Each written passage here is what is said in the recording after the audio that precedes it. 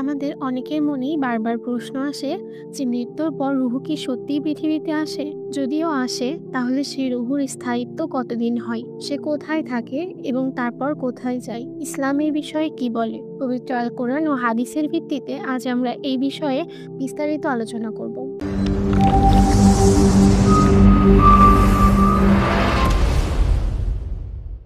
আসসালামু আলাইকুম রহমতুল্লাহি ও বারাকাতুহু। আশা করি আল্লাহর রহমতে সবাই ভালো আছেন। আমাদের এই চ্যানেলটিতে নিয়মিত ইসলামিক ভিডিও আপলোড করা হয়। এরকম ভিডিও পেতে চ্যানেলটিকে সাবস্ক্রাইব করে আমাদের পাশে থাকবেন।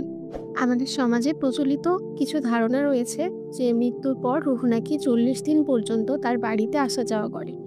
আবার অনেক মুরব্বী বলেন যে সপ্তাহের প্রতি বৃহস্পতিবার এবং শুক্রবার মৃত ব্যক্তির রুহু নাকি তার পরিবারের সাথে দেখা করতে আসেন। তবে পবিত্র আল কোরআন ও সহি হাদিসে এই ধরনের ব্যাখ্যার কোনো ভিত্তি নেই।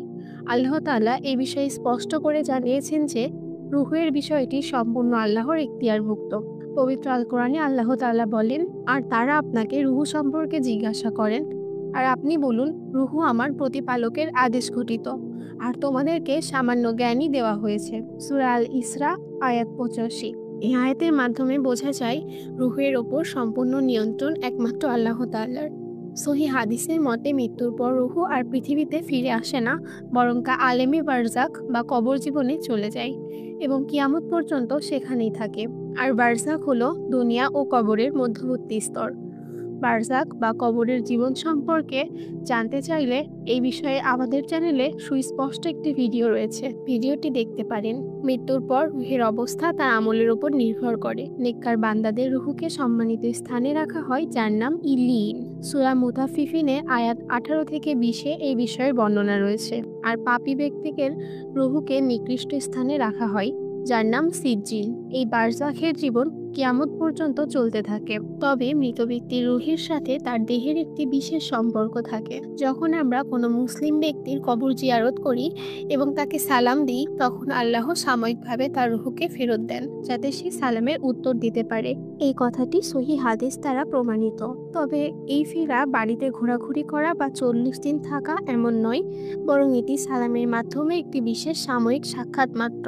আবার হাসরের ময়দানে আল্লাহর নির্দেশে সব রুহু নিজ নিজ দেহে প্রবেশ করবে এবং আল্লাহর সামনে একত্রিত হবে। এটাই রুহের চূড়ান্ত গন্তব্য যাত্রা। শেষ বিচারের দিনই রুহের চূড়ান্ত ঠিকানা নির্ধারিত হবে। আমাদের রুহের শান্তি নিশ্চিত করার একমাত্র পথ হলো দুনিয়াতে আল্লাহর ইবাদত করা, তার আদেশ নিষেধ মেনে চলা। জীবিত অবস্থায় আমরা মৃত ব্যক্তির রুহের জন্য দোয়া এবং সাদকা করতে পারি। এছাড়া কোরআন তিলাওয়াত করে তাদের রুহের সওয়াব পৌঁছাতে পারি।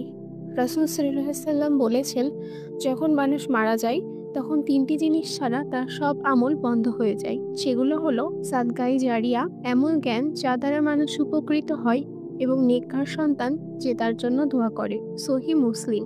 আমাদের ঋণমুক্ত থাকা খুবই জরুরি, কেননা ঋণগ্রস্ত ব্যক্তিদের জান্নাতের দরজায় আটকে থাকার ব্যাপারে বার্তা রয়েছে। আল্লাহ আমাদের সবাইকে যেন জীবন ও মৃত্যুর রহস্য সঠিকভাবে বুঝে ইসলামের পথে চলার মাধ্যমে রুহের চিরস্থায়ী শান্তির তৌফিক দান করেন। এই ছিল আজকের ভিডিও।